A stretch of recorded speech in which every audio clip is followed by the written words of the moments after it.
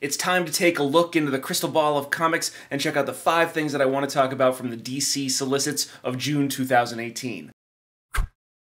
What's up everybody, I'm Stan and welcome to Detail Comics, where we go over comics in detail. This is a look into the future of DC Comics based around the Solicitations from June of 2018. So there's 5 different things that I want to talk about regarding DC Comics that a lot of you might not know about, or a lot of you might, but they're big important things that I really want to discuss. So this is a pretty new video for me, so make sure you hit the like button or hit me up in the comments down below to let me know whether it's something that you want me to do every single month that it comes out. But the first thing that I want to talk about is Batman, and the wedding bells are ringing and they're echoing in the halls of DC. It seems like Batman and Catwoman's wedding is going to be a huge focus for DC going into June and then July with Batman number 50. And this is no more apparent than what we get in 48, 49, as well as these preludes. So there's 5 different preludes that are going to be happening that show conflict between the Bat family members as well as various other people that have been major antagonists in the Batman history. So when we're talking about this, we've got Robin Damian Wayne versus his grandpa Ra's al Ghul. We've got Nightwing versus Hush. There's a bunch of other different people, and then inside Batman number 49, we actually get the conflict between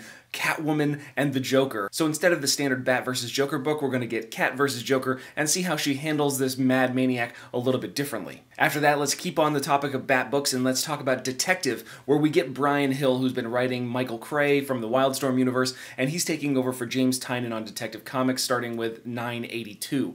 And this is really interesting because what he's going to do is, the first thing is a team-up book, and it's going to be bringing Batman into contact with Black Lightning. And this looks to be pretty excellent. Overall, Brian Hill's been doing a fantastic job, and it's making it so that I have to do a review of Wildstorm Michael Cray for you guys, or at least give you a synopsis, because so many people keep recommending it to me.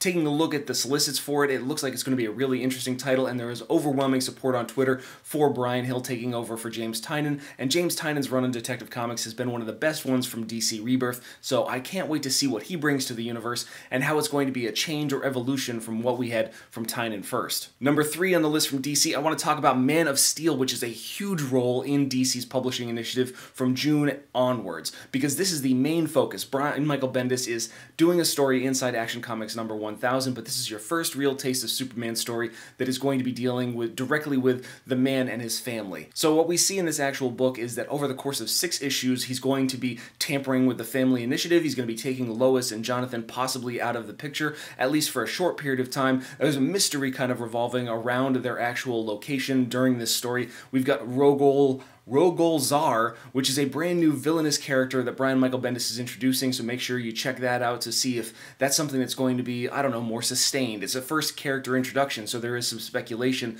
that goes along with that, but the real key is that we're talking about his first foray into Superman over an entire contained arc, and the art on it is going to be fantastic when you've got like Ryan Sook, Jason Fabek, and a lot of other people. So Man of Steel is a must-buy for anybody that's a Superman fan or anybody that wants to see Brian Michael Bendis' direction on the brand new books. When we get to number 4, we're going to talk about the brand new number 1s that are coming out, and while I've been mentioning in another video that it's possible that DC's doing kind of like a soft relaunch or reboot, we're going to see a few new number 1s, and those are mostly anticipated. So you've got Hawkman number 1, which is coming from Robert Venditti, who's going to be concluding his run on Hal Jordan and the Green Lantern Corps in issue number 50. We also have Plastic Man number 1, which is announced from Gail Simone, who's going to be taking over that title. And then we also have the Unexpected number 1 from Steve Orlando, which is going to be rounding out the offerings from DC's New Age of Heroes.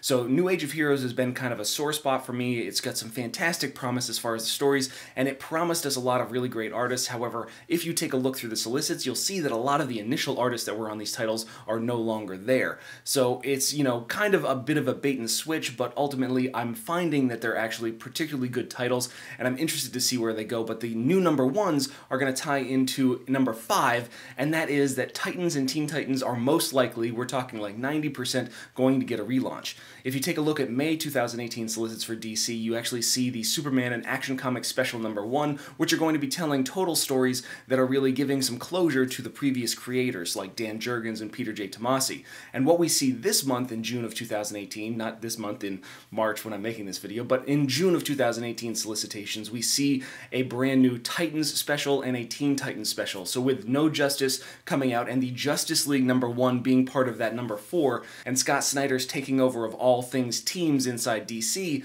it's one of those interesting things where with this Titans special and Teen Titans special, does this mean that they're going to get a reboot and relaunch inside July? I think that the answer to that one's yes, but I want to know what you guys think too, so hit me up in the comments down below and we can start this conversation about everything DC that's going to be happening inside the future. But as always, if you like the video, make sure you hit the like button. Don't forget to subscribe to get more news, reviews, and commentary on comic books, comic book movies, comic book TV shows and games, and anything and everything having to do with the world of comics.